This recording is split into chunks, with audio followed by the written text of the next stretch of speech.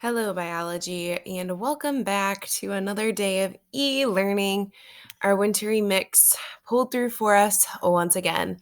So, here's a couple of things. One of the things you're supposed to do today is watch this video. So, hi. And the second thing I wanted you to check is make sure that Monday's output page is done over meiosis. There is a virtual one. It's called Meiosis Output Page. It's under Unit 7 Materials. But yesterday, if you scrolled, I wanted you to go to Thursday and I wanted you to at least try to complete this output page. So if you struggled, let's go over some of the questions. So, number one says, what are the possible genotypes for a plant with purple flowers? Okay, so genotype, remember, is our letter combination. And now what this is asking for is, what is the letter combination for a plant with purple flowers?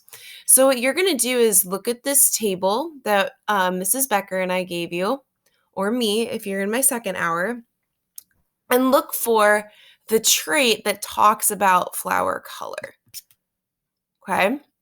So right here, we could either have purple flowers, capital F, or white flowers, lowercase f.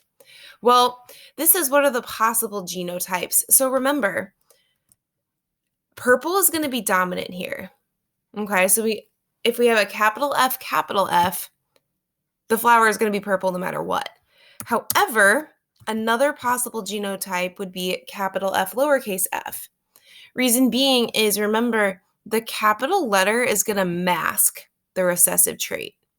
So even though there's a recessive trait present, as long as you've got a dominant trait here, it's going to show up. So the second question says the phenotype, the physical trait that we can see of a plant is white flowers. So what letters does it have to have? Well, if we go back to what I just said, having purple flowers is dominant. As long as it's present, that's the only trait you're going to see. So in order to have white flowers, we would have to have two lowercase f's.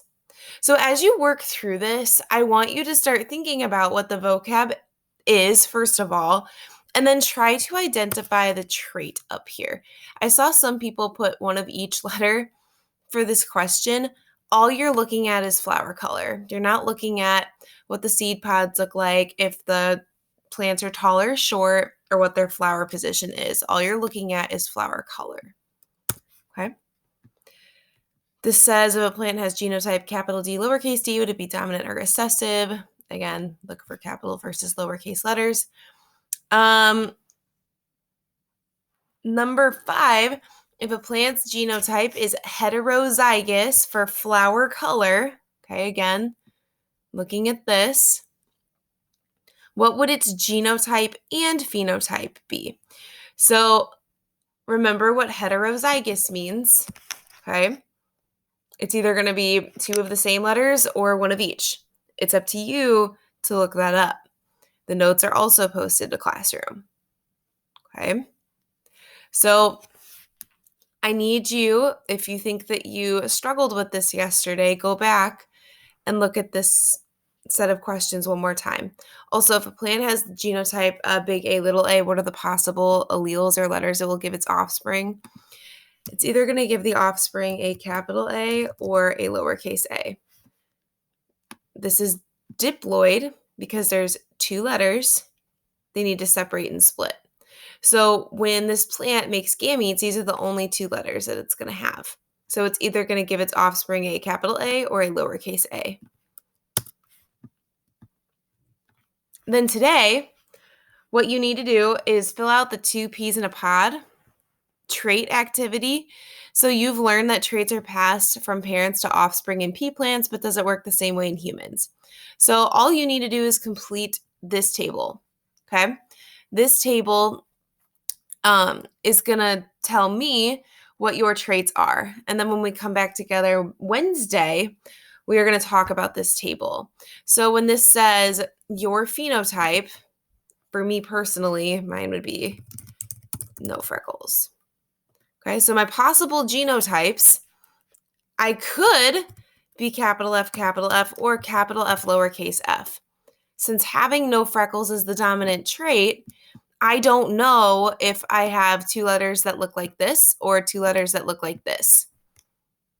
I would have to get my DNA looked at in order to know that. Okay?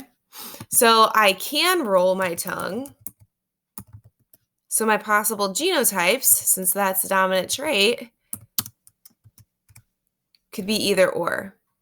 I have a cleft chin, so let me do a recessive trait real quick. I have it. So that's a recessive trait. So that means that both of the letters have to be lowercase, or else that trait will not show up. Okay? When this is interlocking fingers, what that means is basically when your hands are like clasped together, kind of like, I don't know if you're holding someone's hand, but it's like you're holding your own hand. Look at which thumb is on top. For me, my left thumb ends up on top when I clasp my hands together. Okay? Once you've done that, answer these two questions, and then we will go over all of that Wednesday. Have a good weekend, and we look forward to seeing you.